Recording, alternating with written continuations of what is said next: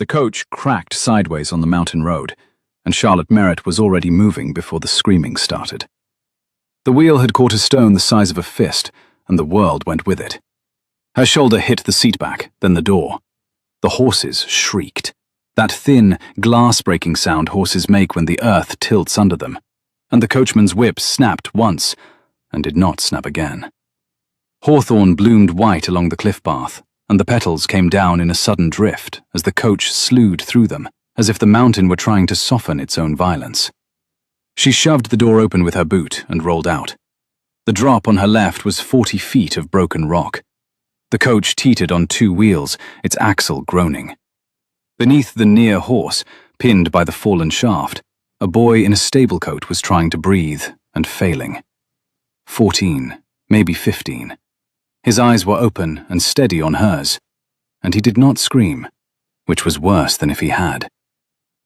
"Don't move," Charlotte said, and her voice came out like her father's, low, flat, the voice he used when a mare was falling wrong.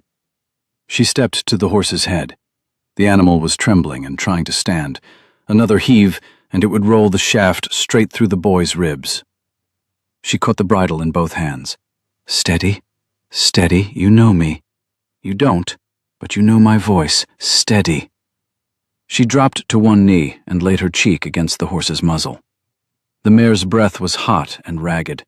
The iron of the bit was slick.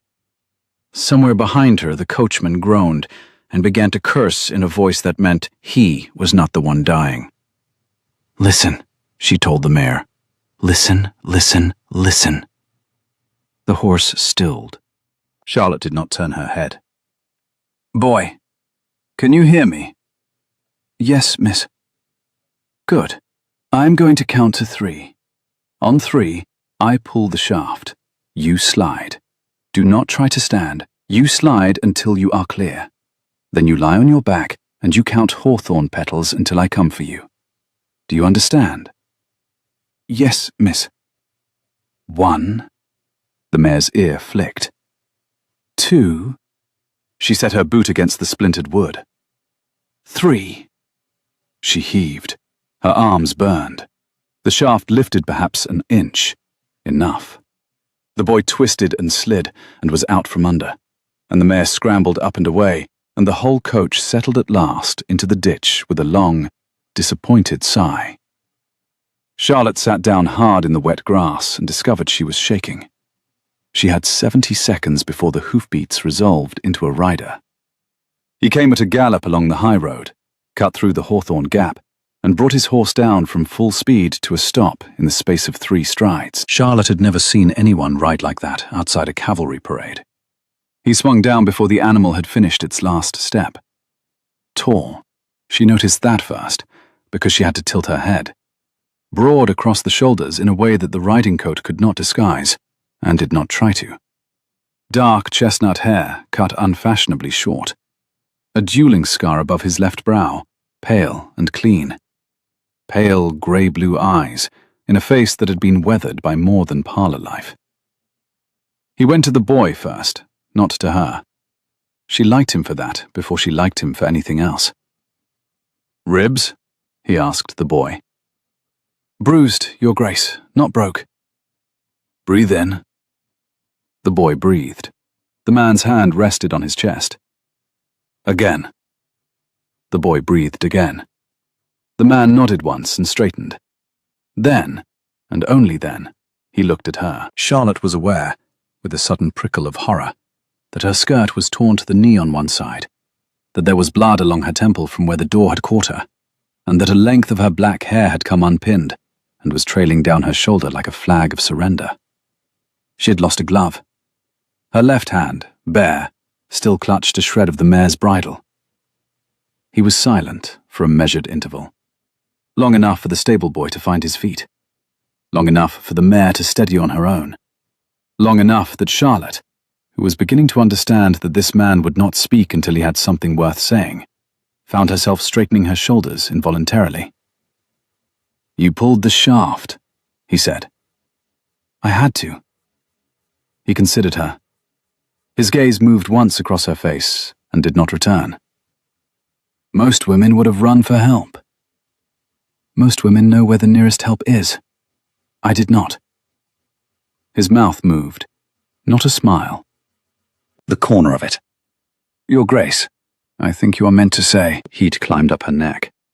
She had learned the form at 8 and deployed it at every social engagement since. Not today. Most women would have run for help, Your Grace. This time it was almost a smile.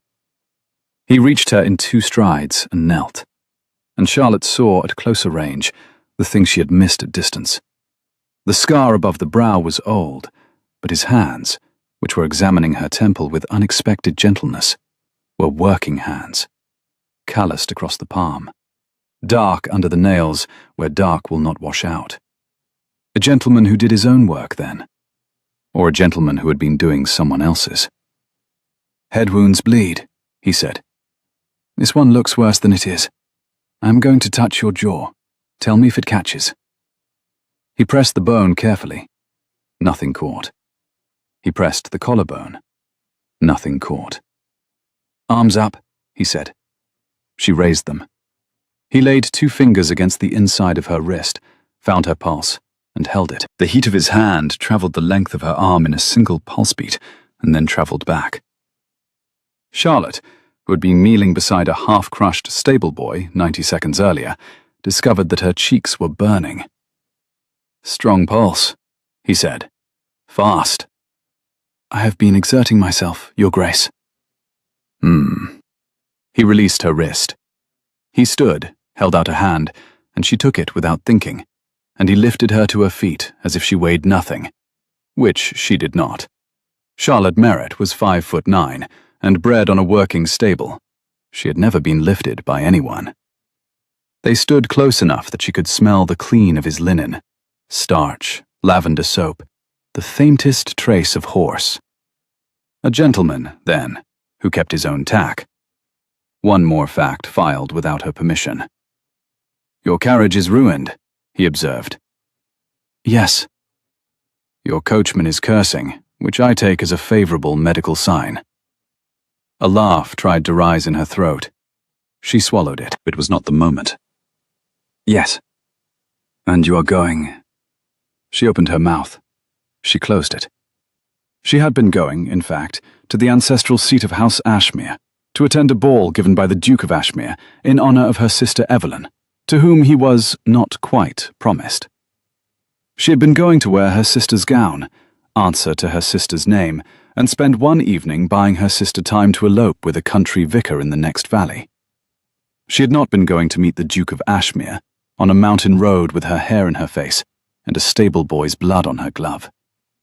And she was now, she realized, being asked her destination by a man who had already been called Your Grace by his own stable boy. Ashmere, she said. His face did not change. He was too well trained for that. But something in his eyes sharpened, the look of a man who had just made a calculation and disliked the result. You are expected. I am expected. You are Lady Evelyn Merritt. Charlotte looked at him. She thought about the sister who had wept in her arms at dawn, who had said, I cannot, I cannot, I cannot, who had pressed a lark-graved signet into her palm and whispered, Buy me a week, Lottie, just a week. She thought about the mountain road behind her. She thought about the look on this man's face when he had knelt beside the boy. Yes, she said. I am Evelyn. It was the first lie she had ever told that mattered. Then it appears, Lady Evelyn, that I am your host. He handed her up onto his horse before she knew what was happening, seated her across the saddlebow as if he had done it 1,000 times, which he had not, because no gentleman of her acquaintance would have dared. He gave swift instructions to a servant who had come up behind him. The boy was to ride to the village surgeon. The coachman was to follow with the luggage. The mare was to be walked slowly to Ashmere. Then he swung up behind her in a single fluid motion, and the whole animal's frame adjusted to the additional weight without breaking pace. She felt his arm come around her to take the reins. It did not touch her waist. It did not need to. She was aware of the heat of his chest at her back, the precise distance he kept. and the fact that the entire mountain for a moment smelled only of hawthorn. 5 miles, he said. Do not faint. I do not faint, Your Grace. No, he said, and this time he did smile. She could hear it in his voice, even though she could not see his face. I suspect you do not. The Ashmere seat stood at the head of a long, green valley, its grey stone rising out of the new spring like something the mountain itself had pushed up in the night. Charlotte had expected grandeur. She had not expected the scaffolding on the east wing, the mud tracked across the forecourt, or the army of workmen in shirt-sleeves mortaring a wall at the base of the south tower. A duke's estate under active restoration. A duke who, she was beginning to understand, supervised it himself. He swung down first and lifted her down, and his hands at her waist did something she chose not to examine. Lady Evelyn will require hot water, clean linen, and an hour, he said to a hovering housekeeper. Her trunk will follow within the hour. I do not have a trunk, Charlotte said. You will by evening. Whatever you need, send word. Mrs. Halloway will manage it. He looked at her once more. A long look, neither gallant nor suggestive, simply assessing, and then bowed precisely and strode across the forecourt toward a foreman who had been waiting for him with a ledger. Charlotte watched him go. The foreman said something. The Duke said something back. The ledger opened, closed, opened again. He pointed at something on the south tower, and the foreman nodded and began to shout at a man on the scaffolding. Mrs. Halloway said, "This way, my lady." Charlotte followed her up a staircase she had never climbed, through corridors she did not know, into a room at the end of a long gallery where a fire was already laid and a bath was already steaming, and she sat down on the edge of a canopied bed that had probably stood in that place for 200 years. She had 6 hours until the ball. She had her sister's borrowed name and a signet ring carved with a bird that was not hers. She had a duke downstairs who had already, in the space of half an hour, unsettled her more than any man in 6 London seasons. She took off her torn gown and stepped into the bath and thought, one night. Buy her 1 night. Get out clean. Ashmere's ballroom took up the whole of the restored West Wing. Charlotte had heard of it. Everyone in 3 counties had heard of it.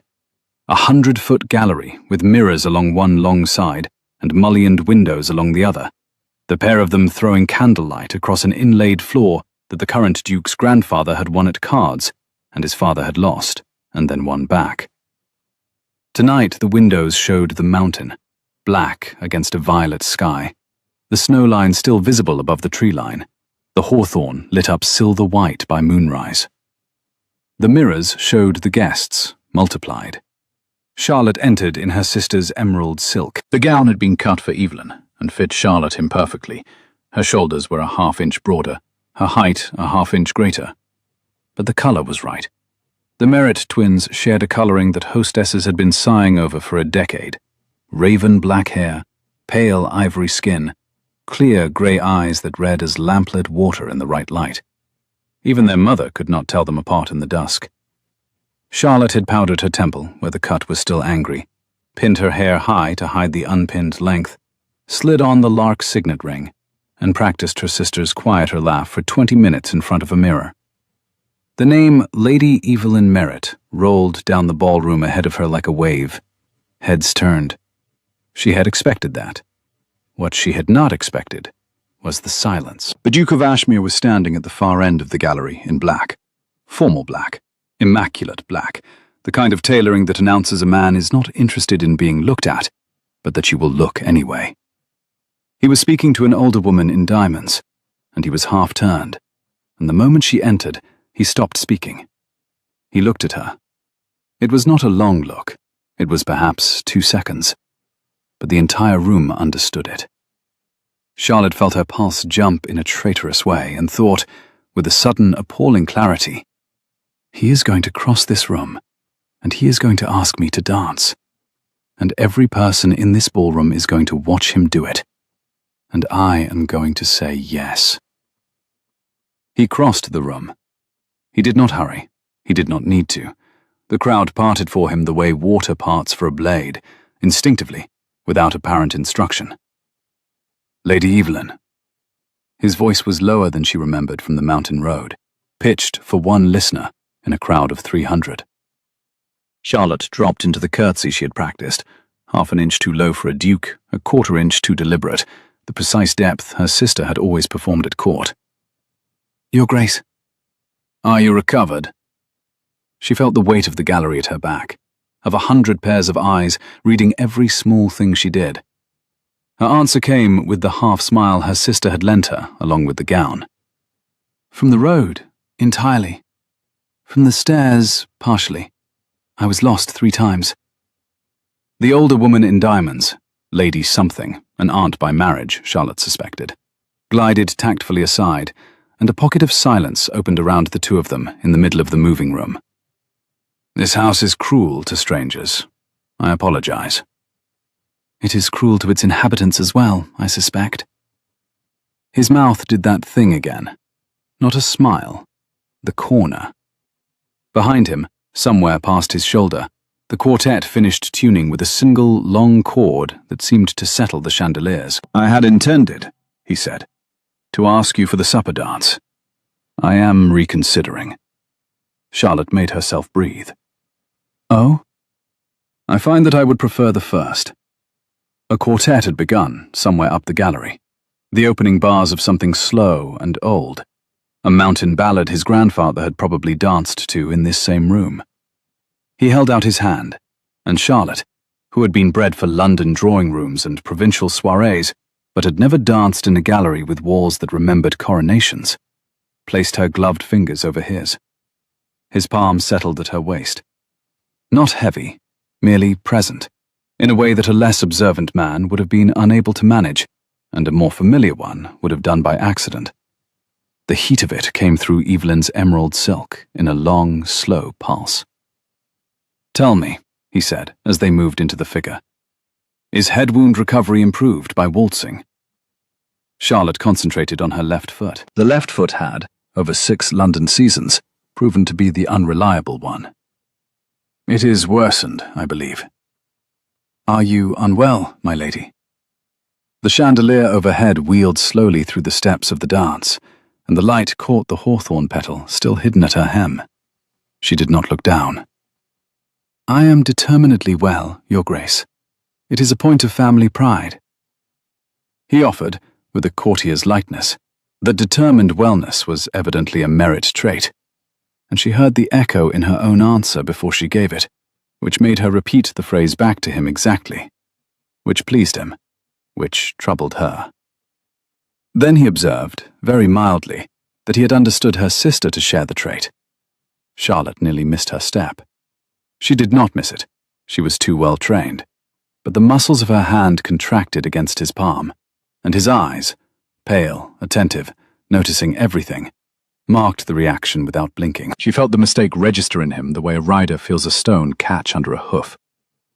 Her sister, she said carefully, was less determined than she was, in most things.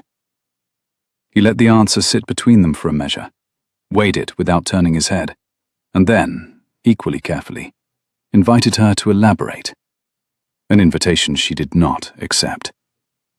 They turned. The room turned with them. The mirrors along the gallery wall flashed past in a long, lit procession of strangers who, doubled, became a crowd twice as watchful as the one actually present. "Forgive me," he said, his voice gone quiet under the music, "if this is indelicate. I was given to understand that you and your sister were more alike than most twins." Her heart, which had behaved itself in the mountain road and on the stairs and in the bath, had decided, here, in front of 400 candles and the doubled ghosts of everyone else, to misbehave spectacularly. She answered by rote. "In appearance, perhaps. In temperament, not at all." "Which of you is the horsewoman?" A long heartbeat. The music lifted. He drew her through a turn that put her back, briefly, to the full length of the gallery, and the candles swam. "I am," she said, before she could think better. "I thought as much." he replied, and the thing was done. A plain sentence she could not take back, set between them like a coin she had passed across a table to a man who already knew it was gold. They turned again. Candlelight slid across his shoulder and lit the line of his jaw. The ballad his grandfather had danced to was apparently a long one. She had already lost count of the bars remaining. She was aware of her own pulse in 3 places: at the base of her throat, at her right temple where the cut was, and at the calloused inner line of her gloved hand where his palm rested. He let a measure pass, then a second. When he spoke again, it was so quietly that she felt it in her sternum before her ears heard it. "Lady Evelyn, I have reason to believe that we have met before." Her mouth went dry. The mirrors, obligingly, showed her nothing of it. Her answer came out steady. She could be proud of that much, at least. "Have we?" "About 6 hours ago, on a mountain road. You were pulling a shaft off a stable boy." She did not miss the next step either, but she felt the room tilt anyway. The mirrors showed a woman in green silk, perfectly composed, dancing with the Duke. They did not show the woman who was, underneath, calculating every route out of the ballroom. "Your Grace," she said carefully, "if you are suggesting—" "I am suggesting nothing. I am observing. There is a cut at your temple that has been powdered but not disguised. Your dancing is a quarter beat ahead of the violin, which suggests a body that has been running on crisis for some hours. And, forgive me, there is still hawthorn caught in the lace at your hem." She looked down. There was, indeed, a tiny spray of hawthorn petals caught in the embroidery at her ankle. When she looked up again, he was watching her with an expression she could not categorize, neither triumphant, nor cruel, nor even amused. Something quieter, something that had the shape of, "I have been waiting all my life to meet someone who would do what you did today." And that could not possibly be what he meant, because they had known each other for 6 hours. A beat of music. 2. Her fingers, in their long white glove, had gone cold against his palm, and she knew without looking that he could feel it. She said his title. He answered with hers. Lady Evelyn, precisely and deliberately, so the name had the weight of a promise made to someone else. Then she asked, quiet enough that only he could hear it over the quartet, whether she was to be unmasked in his ballroom. "No," he said. He drew her fractionally closer as the figure required, and the heat of his chest was a footmark from her shoulder. "You are to finish this dance, and then you are to tell me, privately, on my terms, whatever it is that a woman who pulls a coach shaft off a stable boy wishes to conceal from the man who lifted her onto his horse. I ask only that, nothing more tonight." She looked at him, directly, the way no well-bred young lady was supposed to look at a duke in his own ballroom, and she saw a man who had decided something about her in the space of 6 hours, and intended to see it through. "Oh, Evie," she thought. "Oh, you idiot." "After the dance," she said, and the agreement was sealed with the single small nod he gave her in return. They finished the dance.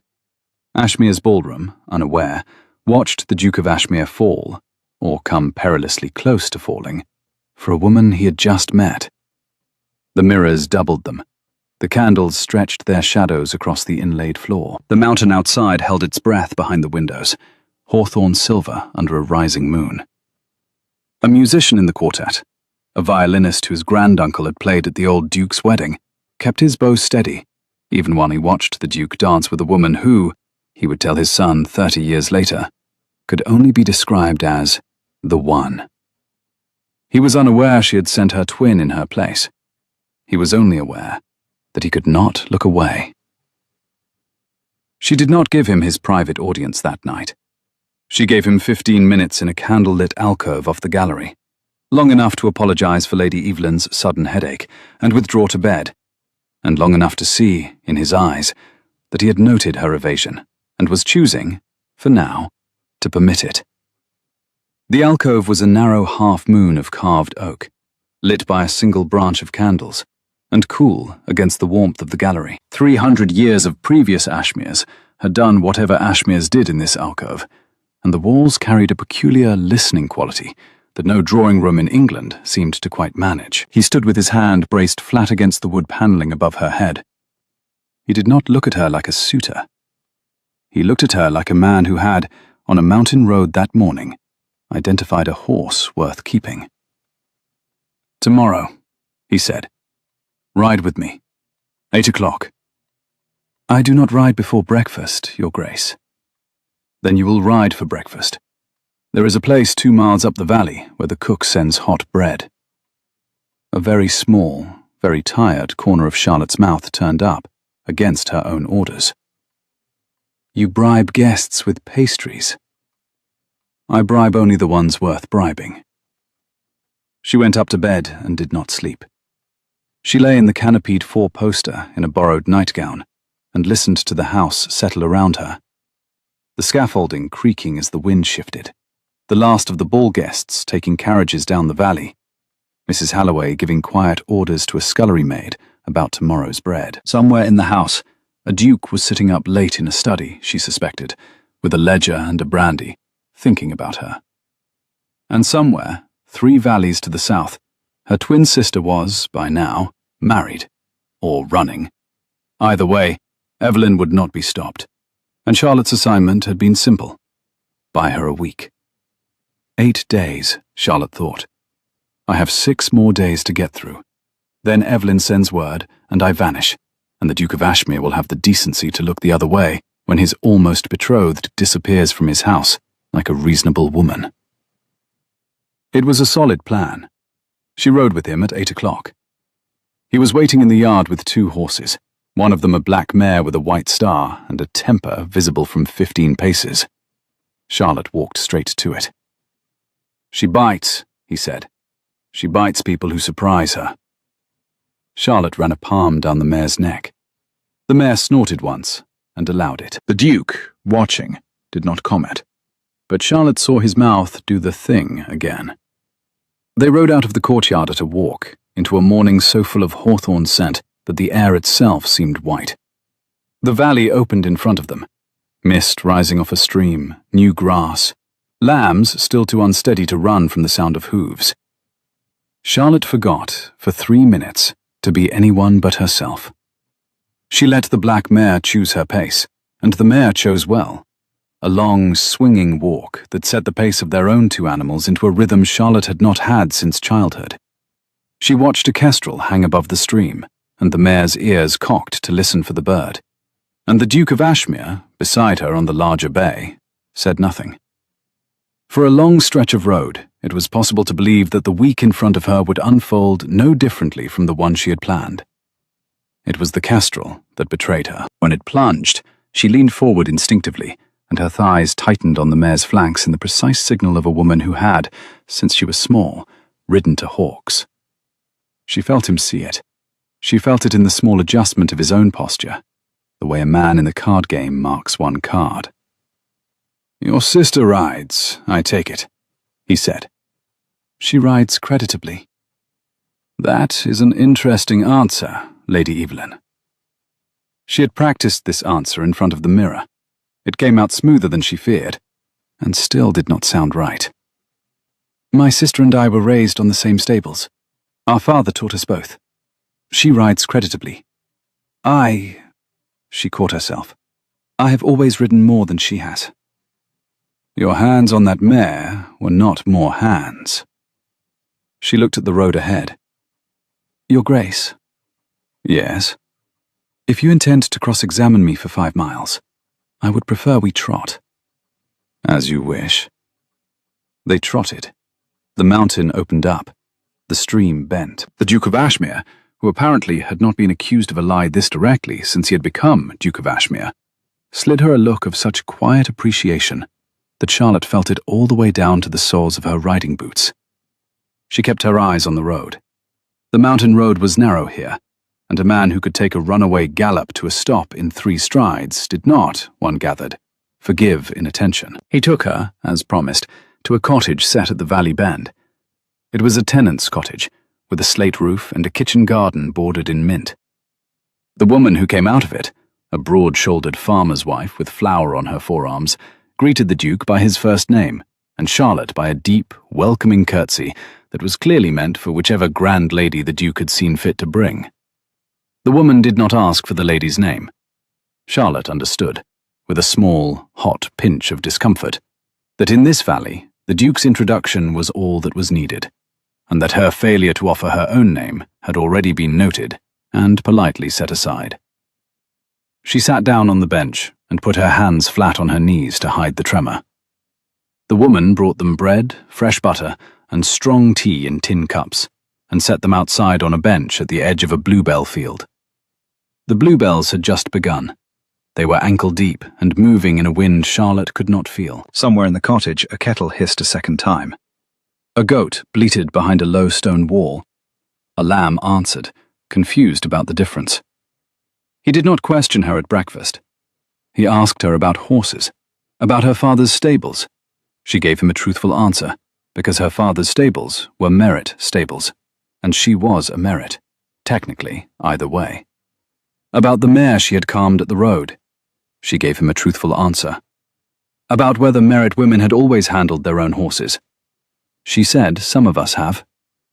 Your sister does not. My sister is entitled to her own preferences, Your Grace. Evidently. He watched her take the last bite of bread. His eyes were on her mouth, and she was distantly aware that no man had watched her eat in 6 London seasons without her noticing what it did to him. This one she could not read. This one was doing something with his silence that was worse than any compliment. Lady Evelyn. Your Grace. He set down his tin cup.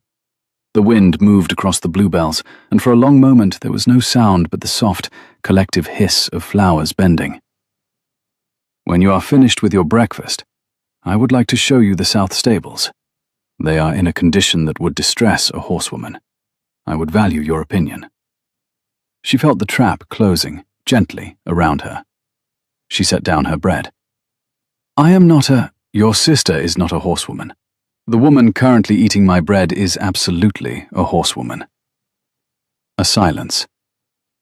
You are not, Charlotte said slowly, the man I was led to expect. What were you led to expect? A duke. Ah, I am that. But I am also, as you have observed, a man who prefers not to be lied to, even beautifully, even for plausible reasons. The air between them tightened. You have not told me the whole truth. I am not asking for it today. I am telling you that I know it is there. You may keep it as long as you need to. He set down his tin cup. I ask only one thing. What? Do not lie to me about something that matters. I can survive a polite fiction.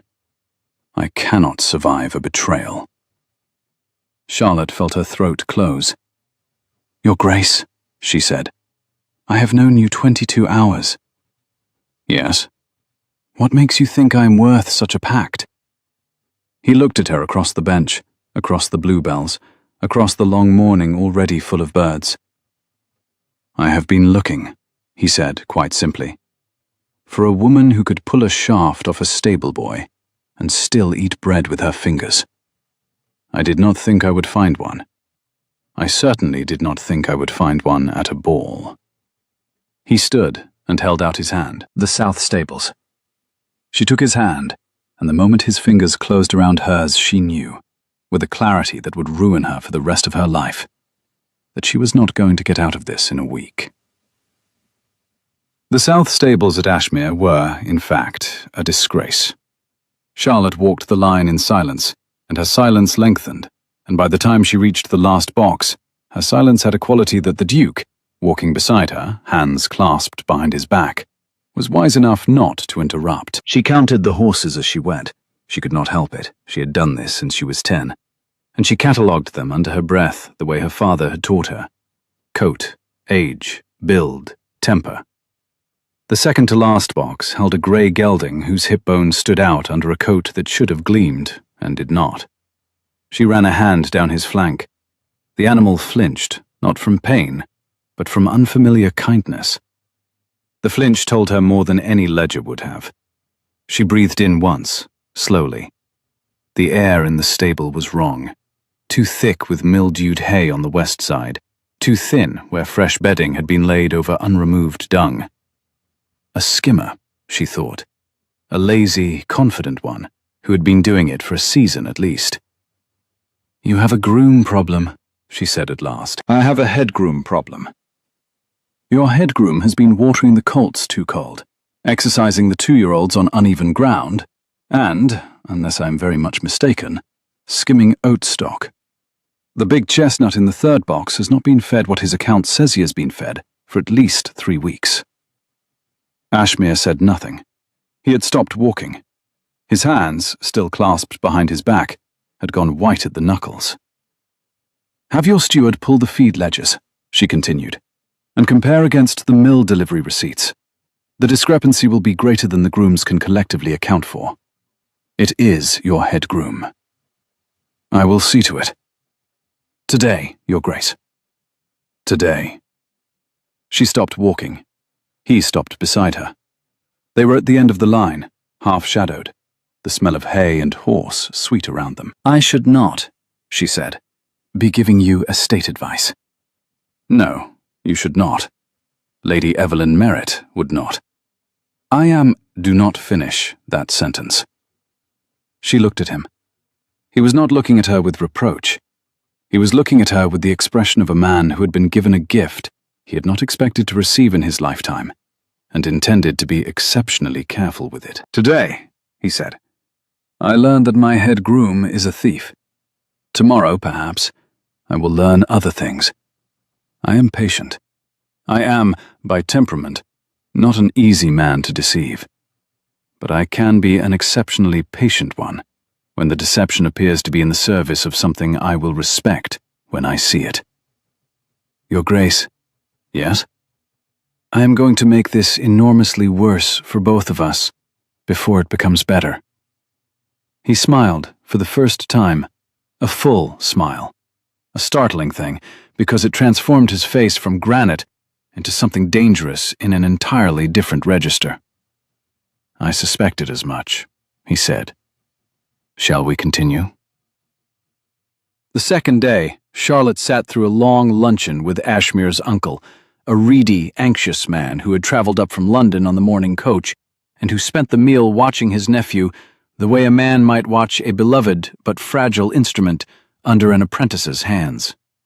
The uncle's name was Gerald Farthingale. Charlotte understood immediately, from the way he tasted each new dish before committing to swallowing it, that this was a man who had lived an entire life by waiting to see what other people thought first.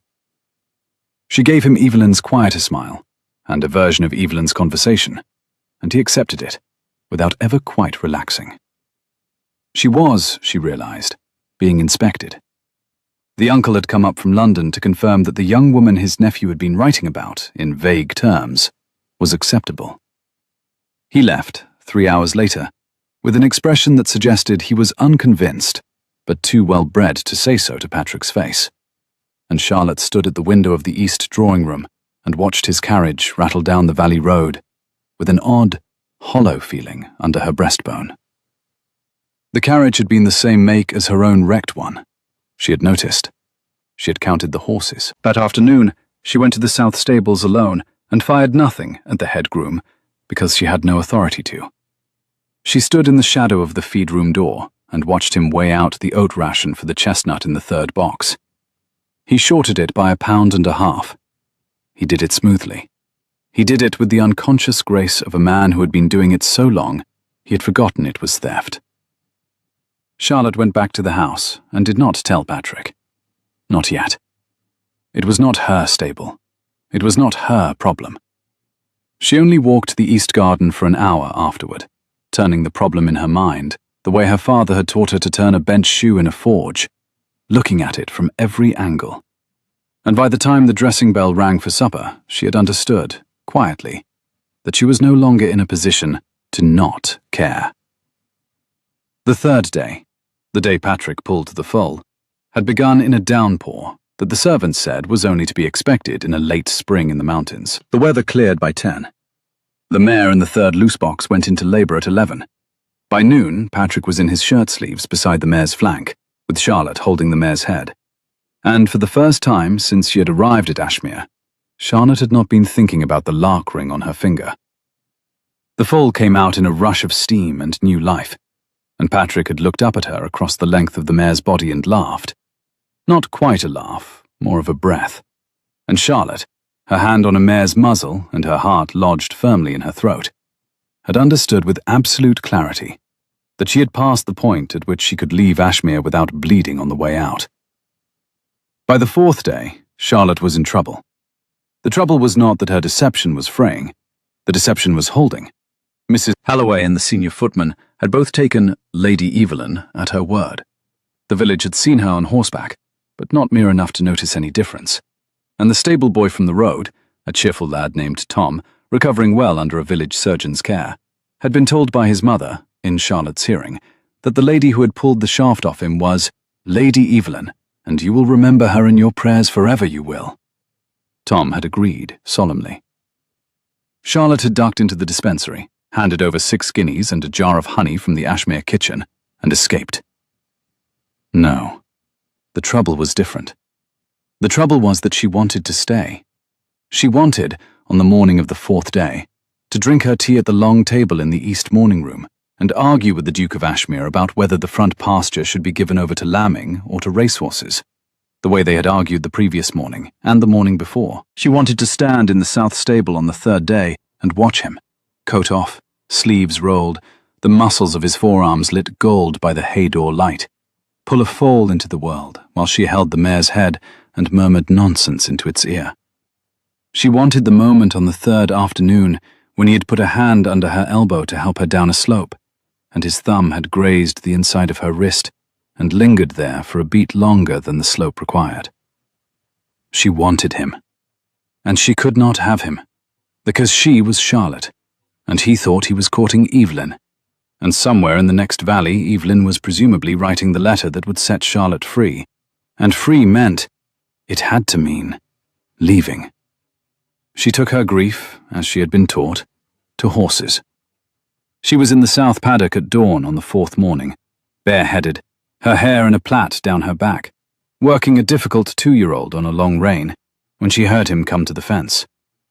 She did not turn. She worked the animal 2 full circuits before she acknowledged him. "You are up early, Your Grace." "So are you, Lady Evelyn." The 2-year-old turned. The bluebells behind the paddock were brighter this morning than yesterday. The valley was thick with lark song. She listened to the soft creak of the rein in her hand. The 2-year-old was listening to her now. She had earned that much in 8 minutes. And the silence between herself and the man on the fence had begun to develop a texture she was not sure she could bear much longer. At last, she stopped the 2-year-old with a quiet tsk and a low phrase her father used on nervous horses. The animal stood, sides heaving softly. Charlotte laid her palm against the warm neck and did not turn her head. She told him, to the mountain air, that there was a letter at the house for her, that the footman had brought it in an hour ago, that he had not opened it, that he knew, of course, that it was not his letter to open. He answered, quietly, that he had seen it. She worked the 2-year-old another circuit. He waited. Patience, she was beginning to understand, was a weapon he wielded, like other men wielded swords. The lark song in the hawthorn had thickened as the light climbed the valley. Her own shadow, long in the wet grass, moved with the horse. "It is from my sister," she said. A low, from his side of the fence. Agreement, acknowledgement, an almost silent permission to continue. The rein creaked. She kept her hand steady. She stood for a moment with her cheek pressed to the warm neck of a creature who had no opinions on human deception, and drew one breath that tasted of horse and damp wool and new grass. "She writes to say..." Charlotte's voice went rough. She steadied it. "She writes to say that she is married to a vicar in the next county." A long silence. The mare's ear flicked at a lark overhead. Somewhere beyond the paddock, a wagon rolled down the valley road, harness fittings chiming. "How long ago?" he asked, quiet. 4 days. The day I arrived here. Ah. He did not say more. He did not have to. Charlotte stopped the horse. She looped the long rein around her hand, and she turned to face him across the paddock fence. She unhooked the long rein from her hand and let it fall. The 2-year-old, sensing a change in the human weather, drifted a polite half-step away and put its head down into the grass. She turned to face the fence. The movement felt like stepping off a low wall, a small, committed drop with nothing to catch her on the other side. "Your Grace." He answered that he had noticed, that she had said "Your Grace" many times in the week. His voice was almost kind. "I am not Evelyn," she said. "I know." She stared at him. The mountain behind him did not move. The only thing that moved in her whole visible world was a single black and white bird, a dipper, probably, from the stream, flickering along the far line of the paddock fence. "I have known," he said, "since the ballroom. I strongly suspected on the mountain road. I was certain by the second breakfast. I permitted the fiction because, as I said 4 days ago, I can survive a polite fiction, and because I wished to see what you would do with it." Her hand tightened on the rein until it cut her. She did not feel it. She heard herself say, flatly, that he had known for 4 days. She heard his quiet answer, 3.5, perhaps, and the silence behind it, which was the silence of a man who had been watching her very carefully and saying nothing for as many hours as there had been hours. "I said a great deal. I said, 'Do not lie to me about anything that matters.' You did not. You lied about a name. You did not lie about whether you are a horsewoman. You did not lie about whether you have read estate ledgers. You did not lie about whether my head groom was a thief. You did not lie when you looked at the South stables and were furious on my behalf. Everything that mattered, you told me." "Your Grace, Charlotte." The name hit her like a slap. She had not told him. He had done the arithmetic himself. Evelyn Merritt's twin, Charlotte Merritt, younger by 6 minutes, signet a lark. Somewhere in the county records room in her mother's old parish, or in the stud book for her father's stables, or in the Merritt family Bible on the hall table of her childhood home. That name and that rank were written, and he had found them. "Yes," she said. Her voice was barely a voice. "Charlotte," he said. "Why?" She wanted to lie. She'd been lying for 4 days, and the reflex was strong. She reached for the easy answer. Evelyn asked, and she did not use it. She was in love, Charlotte said. With a man the family would not have. She had meant to refuse you in person. She lost her courage. She came to me at dawn the day of her elopement and begged me. A week, just a week, to get clear of the county, to give her husband's parish a chance to stand behind her when the scandal came. I said yes because she is my sister. I came here because I could not stand the thought of your people pulling up the forecourt expecting Lady Evelyn Merritt and finding no one. He said, flat and low, that she had stood in. She agreed, the answer scarcely above a breath. He observed that it had been a risk to her own reputation, and a far greater one to his. She flinched at the greater, and said only that she was sorry. He looked at her across the fence, across 4 days of a courtship that had not, by any measure he should have recognized, been a courtship at all. The bluebells nodded. The 2-year-old stamped. Charlotte realized her face was wet, and could not remember when it had started. He shifted his weight on the fence. His hands, long, calloused, dark under the nails, tightened on the top rail. Behind her, the 2-year-old snorted softly at a midge. "Do you know," he said, in a voice that was almost conversational, "what I have done in the last 4 days?" "No." "I have fired my head groom, recovered 3 seasons of stolen oats, re-evaluated my entire plan for the South pasture, and begun to redraft my intentions with respect to Lady Evelyn Merritt. who had turned out, against all expectation, to be nothing like the woman my uncle described to me. Her throat worked. "Your uncle described Evelyn." My uncle described a well-bred, pleasant, slightly timid young woman who would make an acceptable duchess. I had resigned myself. I had instead spent 4 days with a woman who pulls shafts off stable boys, calls my head groom out in a barn, and lies to me with such tactical delicacy that I almost admired it. "Your Grace." And now I find that the woman I have been falling for is not, in fact, the woman whose name stands on the contract my uncle drew up 18 months ago. Charlotte made a small, wounded sound. It escaped before she could catch it. The sound of a creature who has been struck in a place that was already bruised. "No," he said, quickly, low, as though she had reached toward a wound. "Hear me. I am not angry that you came.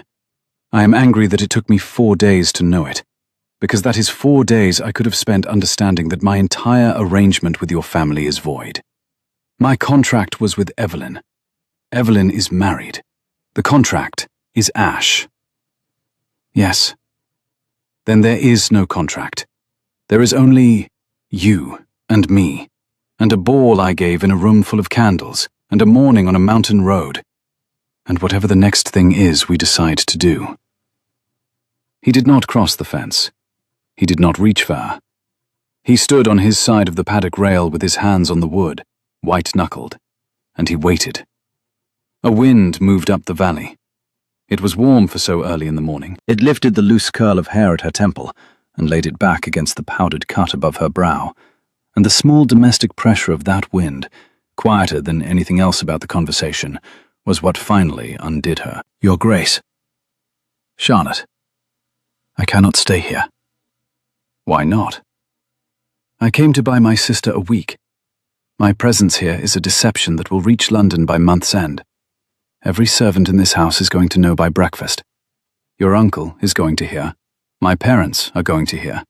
Evelyn's parish is going to hear." "Yes." "And your name?" "My name," he said, "is my own. It has been for 6 years. My uncle does not run this house. I do. The servants of this house are already more loyal to you than they have ever been to an absent, half-imaginary Lady Evelyn they were told to expect. Mrs. Halloway asked me this morning whether I intended to marry you before or after the midsummer fete. She did not ask me about Evelyn. She asked me about you. She does not know I am. She has known since the 2nd day. She was my nurse, Charlotte. She knew before I did." A laugh, half sob, half startled, broke out of her. She covered her face with one hand. "I cannot," she said. "I cannot stay and have you decide this. Not in an hour. Not after I have lied to you for 4 days. You need time, Your Grace. You need time away from me to understand what has happened." "I have had time." 4 days. 4 days in which I have made no decision that I did not examine from 4 directions. 4 days in which I have watched you work. I have a lifetime to come, Charlotte. I do not intend to spend it wondering whether I should have spoken sooner." She looked up. Her eyes met his across the fence. "I am going to ask you," he said, "to come back to the house. Not to decide anything, not today. I'm going to send for your parents. I'm going to send for your sister's husband, because I owe them both a direct meeting. And you are going to stay in the gold room until your hand stops shaking and your head stops ringing. And then you and I are going to talk about what the next thing is we decide to do. Is that acceptable?" "I do not know." His hands loosened on the rail. He did not cross the fence. He did not step toward her. He only stood there, in the early light, with his plain brown coat and his dark, unfashionable hair, and looked at her with the grave attention he had given the stable boy on the mountain road. "Then answer me one question." "What?" "Do you want to leave?" She looked at him. She thought about her borrowed horse. She thought about the scaffolding on the east wing. She thought about the 4-poster in the gold room, and the cook's hot bread, and the way he had looked at her across the bluebells and said, I have been looking for a woman who could pull a shaft off a stable boy." "No," she said. "Then come back to the house." She came back to the house. The walk back to the house, through a valley gone suddenly sharper in its colors, took them nearly an hour because neither of them spoke.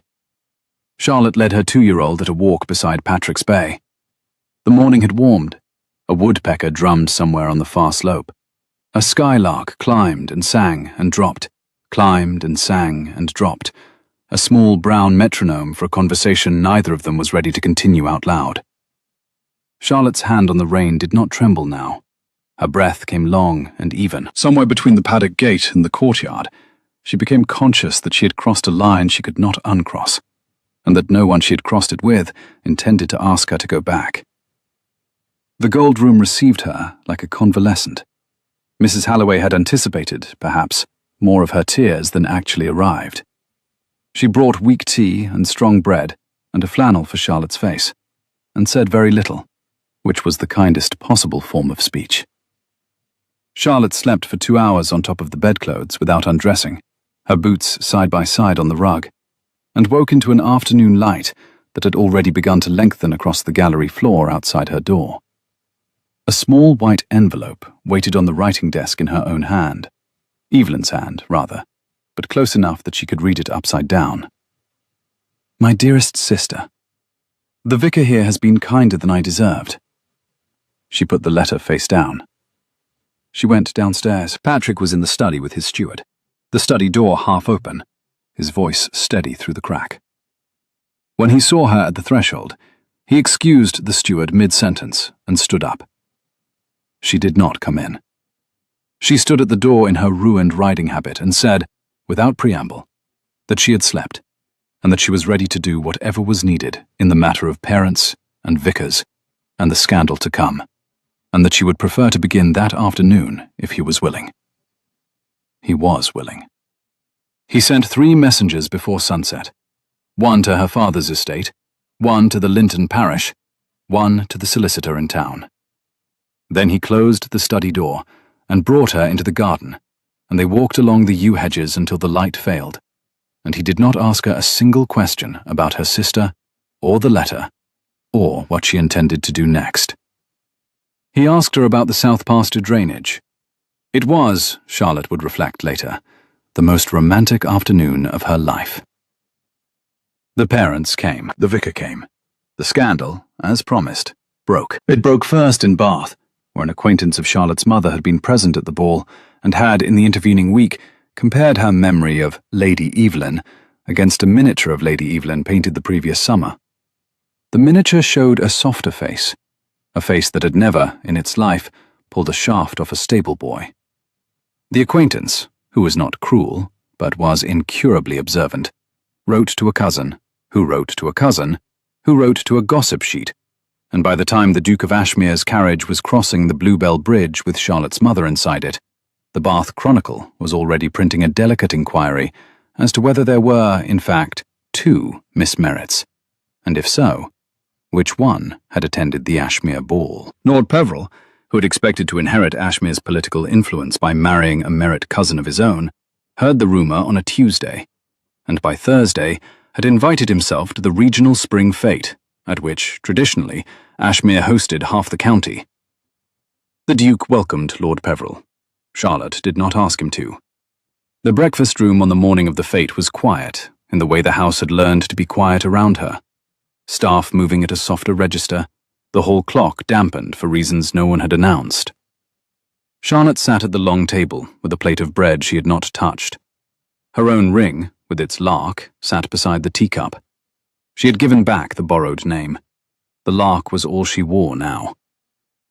Ashmere said, over his coffee, that Peveril was coming to make a public display. Charlotte agreed. She had expected as much for 48 hours. A muscle worked once at his jaw, and then he set out, flatly, what Peveril intended. To walk into the long gallery with his cousin on his arm, and announce to the room that Ashmere had been imposed upon by a trick, that the engagement was broken, that the ducal reputation was suspect, and that, conveniently, his own cousin was available as an alternative. Charlotte inclined her head. She had worked out the same line of attack in the bath the night before. What she had not expected was his next sentence, delivered quietly to the rim of his cup. She was not to be present. Charlotte set down her teacup.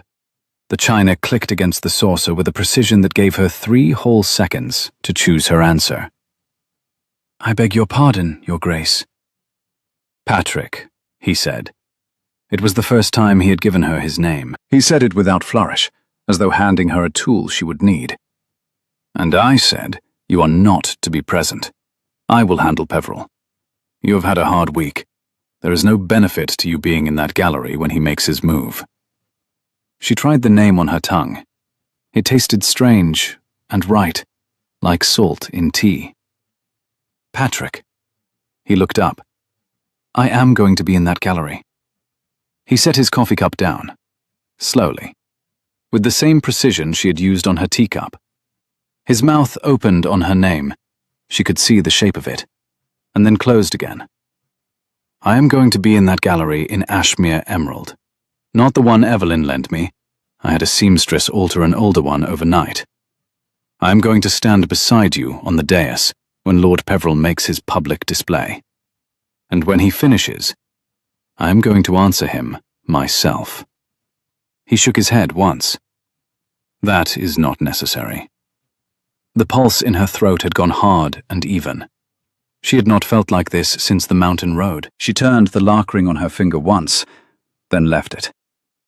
"It is necessary because every other time a man in that room has spoken for me, he has spoken a name that wasn't mine. You will not defend me this afternoon. You will stand beside me and let me defend myself, and then, if you still wish it, you may do whatever it is you intend to do after." A long silence. Outside the window, a robin began a phrase that it did not finish. The clock on the mantel struck the half-hour in a single soft note. "You are," Patrick said, "the most difficult woman I have ever met. I find I admire that very much." A beat. "I will stand beside you." Her hand, without permission, reached across the table. His met it halfway. The lark ring turned once under his thumb, and she understood, with the same clarity she had felt at the coach crash, the ball, the paddock, that she had found the man who would not flinch when she drew a line. "Thank you," she said, low. The long gallery of Ashmere filled at 3 o'clock, with every landed family in 4 counties. Hawthorne had been brought indoors by the armful and banked along the window seats until the whole room smelled of a mountain afternoon. The mirrors along one wall had been polished. The quartet that had played at the ball was playing again, more quietly, under the gallery arch. Charlotte entered on Patrick's arm in a gown the colour of new leaves, pale, clear green that was not Ashmere and not Merritt, and not Evelyn, and not anyone's colour but her own. She had asked for it that way. He had permitted it. Lord Peveril came. His cousin came. A small train of fashionable gossip came with them. Patrick let Peveril make his opening speech.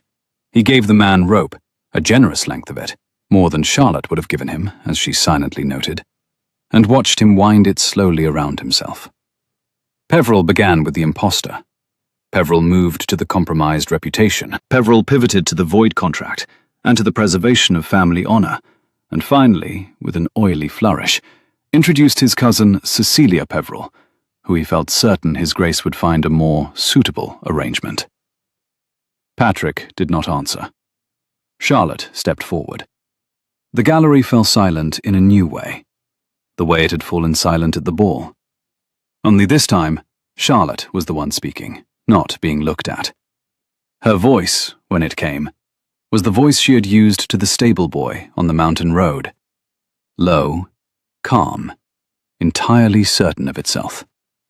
She named him. He named her back. Miss Merritt, with the emphasis a duelist gives a weapon before using it. And the gallery heard the correction to Miss and shifted, collectively, as if a great weight had been moved on a pulley. Then Charlotte said, clearly enough for the farthest window seat to hear, he had called her an impostor, and that was accurate. She had attended the Ashmere ball in her sister's name. She had worn her sister's gown. She had used her sister's card. A susurrus of shock. I did so, Charlotte continued, because my sister had, the previous morning, married the man she loved, a vicar in the Linton parish, to whom she had been secretly affianced for 9 months, with my family's quiet consent, once it became clear that she could not bring herself to accept the arrangement my uncle had pressed upon her. My sister asked me to stand in her place for the one evening of the ball, in order to prevent what you have now succeeded in creating, a public scandal at Ashmere's expense. I did not expect to be recognized. I did not expect to be caught. You deceived. I deceived the assembled company, yes. I did not deceive the Duke of Ashmere. His Grace identified me within the first hour. He permitted the fiction because, having met me before the ball in the course of a roadside incident in which I happened to save his stable boy's life, he wished to understand what a woman willing to stand in for her sister's elopement might do next. For 4 days, I was Miss Charlotte Merritt, pretending to be Lady Evelyn Merritt in the presence of a duke who knew exactly who I was. We have not lied to each other, my lord. I have lied to you, and to the Bath Chronicle, and to everyone in this room who assumed that the tall, dishevelled young woman at the Ashmere ball was the softer, gentler twin. Miss Merritt, this is— I am not finished. Lord Peveril, a man who had rarely been told so by a woman in a public room, went white. My sister, Charlotte continued, is married to a man she loves, in a parish that has accepted her. The contract that was purported to exist between my family and the House of Ashmere was drawn up 18 months ago by parties who did not consult the bride. That contract is ash. His Grace and I are under no obligation to one another. Therefore, Lord Peveril, I must inform you that any alternative you propose, however charming your cousin may be, and I am sure she is irrelevant. The Duke of Ashmere does not require an alternative. He has not, at any point in the past week, behaved like a man who required one. He has been courting me, with his eyes wide open, in full possession of my name, from the moment he recognized hawthorn petals on my hem. A ripple of laughter, startled, warm, broke across the gallery. You would do better, my lord, Charlotte said, to take your cousin home and consider whether her interests are best served by being flung into a public room to rescue a proposal no one has asked for. She turned to Cecilia Peveril, a pretty, bright-eyed young woman who, Charlotte saw clearly, had been dragged into this and was hating every second of it. She softened her voice. I mean you no insult, Miss Peveril. You have been used this afternoon. I suspect you know it. Cecilia Peveril, to the astonishment of her cousin and the delight of the assembled county, dropped a small, deliberate curtsy and said, Thank you, Miss Merritt. The quartet, which had been stunned into silence, began, very carefully, to play again. Lord Peveril left. His cousin did not leave with him. She was absorbed, by the end of the afternoon, into a conversation with 2 of Charlotte's cousins about riding. The Bath Chronicle's correspondent, who had been present and had been taking notes, revised his article that evening into a piece that the following week's edition headlined, Ashmere does not require an alternative. Charlotte sat down, at some point after Peveril's departure, in a window seat banked with hawthorn. Her hands had begun, belatedly, to shake. She pressed them flat against the cool stone of the windowsill and watched the tremor travel up her wrists and subside. A valley breeze came through the open casement, smelling of cut hay and the first roses. A single late hawthorn petal from the banked sprays on the sill lifted, turned once in the air, and settled on the emerald silk of her lap. She did not brush it off. Patrick found her there. The gallery behind him was emptying in small clusters, guests making their farewells, the quartet closing their cases, a footman extinguishing candles along the mirrored wall. He crossed to her quietly. The soft tread of his riding boots on the parquet was a sound she realized she could already identify out of any other she might hear in this house. Charlotte. Patrick. Marry me. A small, silent beat. She did not look up immediately. She watched the hawthorn petal in her lap instead, and the long line of his shadow crossing her. You have not asked me properly. Have I not? No. You have said, marry me. That is a sentence, not a proposal. He lowered himself onto the window seat beside her, and his shoulder brushed hers. In the polished mirror opposite them, Charlotte saw a tall man in black and a woman in green, and for the first time in a week, the reflection was not dressed in anyone else's name. He was silent long enough that she had time to watch a bee find the hawthorn on the window seat, decide it was not the real flower, and drone away disappointed into the gallery. Charlotte Merritt. She did not look at him. She could hear, in the quality of his breath, that he had assembled his sentence before he opened his mouth, and would not waste it. Patrick. I have spent a week learning that I would have been bored to tears by your sister. I have spent a week learning that I would be, and am, already, entirely unbored by you. I have never proposed to anyone before. I am going to be very bad at this. I ask that you allow me one attempt, and not require me to repeat the performance. She folded her hands in her lap. I will listen. I want you to marry me, not because your family made a contract, not because a ballroom full of people will be disappointed if you do not, but because I cannot see the rest of my life without you in it. I will not be able to run this estate without the woman who fired my head groom. I will not be able to host a single dinner in this gallery without looking for the woman in green silk who crossed the room in it. I will not be able to ride up the valley road without remembering the morning I pulled a shaft off my own stable boy and realized, before I knew your name, that you were the one. She did not look at him. She was watching the mirror. Those are your reasons, she said. Those are my reasons. What do you ask of me? I ask that you come to live here, that you manage the South Stables, that you correct me in public when I am wrong, and in private when I am worse than wrong. I ask that you be my wife in name, and my partner in fact. And I ask— His voice went quiet. I ask that you let me love you, openly, without qualification. That is not a question, Patrick. No. It is a proposal. She turned to him. In the mirror, in the long gallery, in the polished brass of the new chandelier, two figures moved together. A tall, dark-haired man bending his head to a tall, dark-haired woman in green.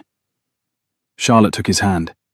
His thumb brushed the callus on the inside of her little finger, the one that came from years of long rains in bad weather, and she felt him register it, and set it alongside every other small truth of her he had catalogued in a week. Yes, she said. On one condition. Name it. We do not have the wedding here. We have it at my father's stables. I want to be married where I learned to ride. Yes. And you will wear a green coat. I refuse to be the only one. He laughed. The first real laugh she had heard out of him, startled and warm and echoing under the gallery's great arched ceiling.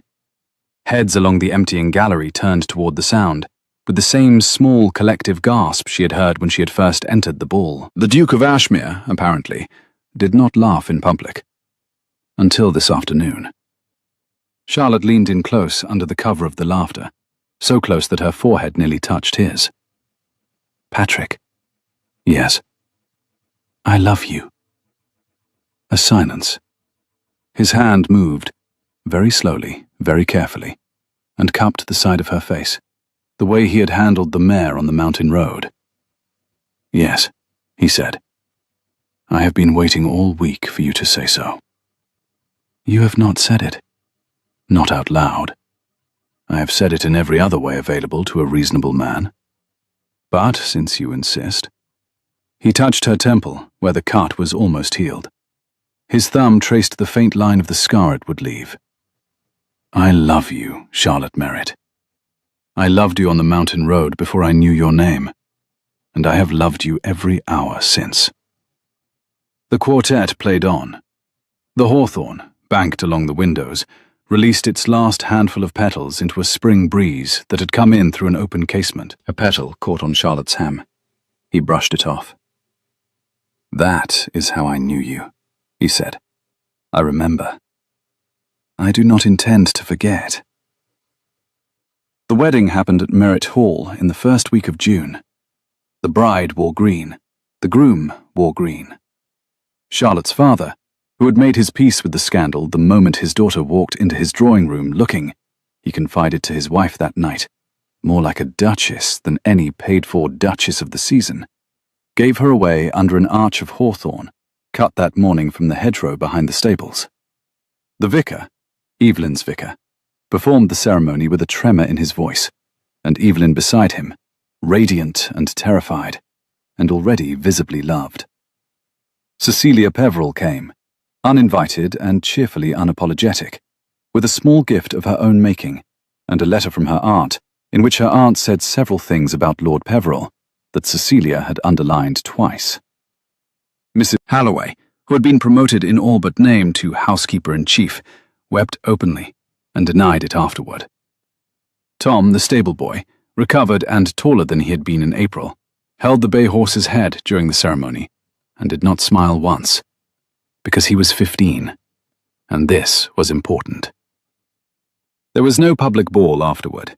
Charlotte had refused one on principle. There was a dinner at Merritt Hall for 32 people. The precise number her mother had said could be managed without the cook developing an opinion. And after the dinner, Patrick took her by the hand and led her out to the home stables where she had learned to ride. And they stood in the dim aisle in their fine wedding clothes and listened to the horses settling for the night. And he did not speak, and neither did she. And that was how they knew they were going to be all right. They returned to Ashmere at midsummer. The house, which had been under scaffolding on the east wing when Charlotte first saw it, had shed 3/4 of that scaffolding by the end of their first fortnight home. The south stables, cleaned out, rethatched, rebedded, remanned under Margaret's brisk direction, became Charlotte's daily work. She rode out every morning before breakfast. She rode up the valley to the place where a coach had cracked sideways in spring, and she stopped her horse each time at the hawthorn gap. The hawthorn did not flower again until the following year, of course. She did not need it to. The memory of it sat in the hedgerow, like a promise the earth had made, and intended to keep. 4 months later, Ashmere sat in a midsummer dusk that was the longest, greenest dusk the valley had seen in a decade. The hawthorn was long past. The hedgerows were heavy with dog roses and the first yellow mustard. The south stables were full. The head groom was a cheerful woman named Margaret, hired on Charlotte's recommendation, who could read a feed ledger at 6 paces, and who had already identified 2 more instances of casual pilferage in the outer tack room, both corrected within a day. Charlotte came down from the paddock at the end of the afternoon, hair in a plait, a smear of hay dust down one cheek, wearing an old blue riding habit that had belonged to her mother. Patrick was on the forecourt, talking to a foreman about the new east wing roof. He saw her coming and excused himself mid-sentence, and the foreman, who had, in 4 months, grown accustomed to being excused mid-sentence whenever the new duchess walked into view, simply nodded and went back to his ledgers. He met her at the door. "You are late." "I had a mare to settle." "You always have a mare to settle." "Yes." He looked at her.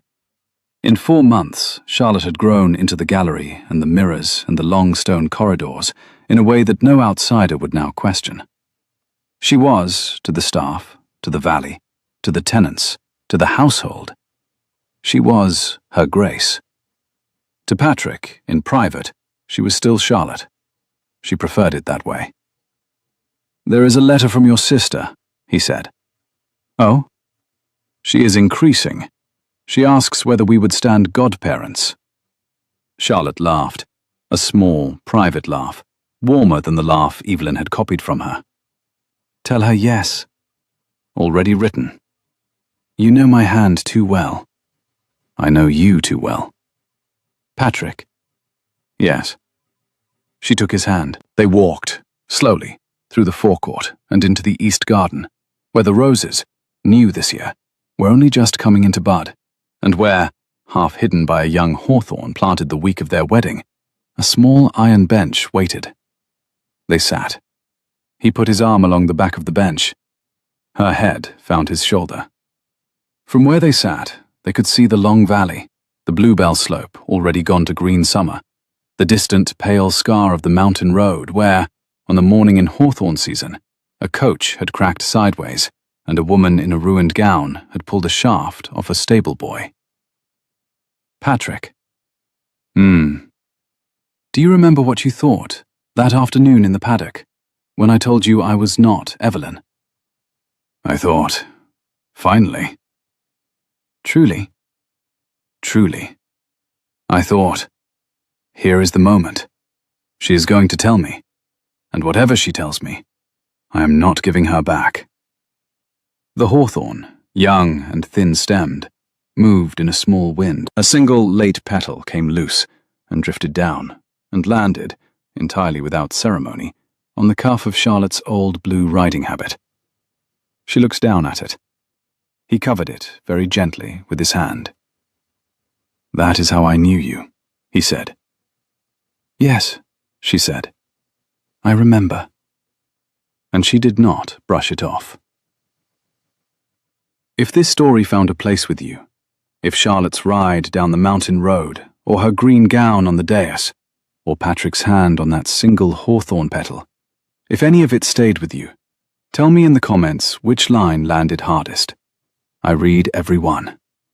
Subscribe for the next story, because Ashmere has neighbours, and Cecilia Peveril is going to turn out to have a story of her own.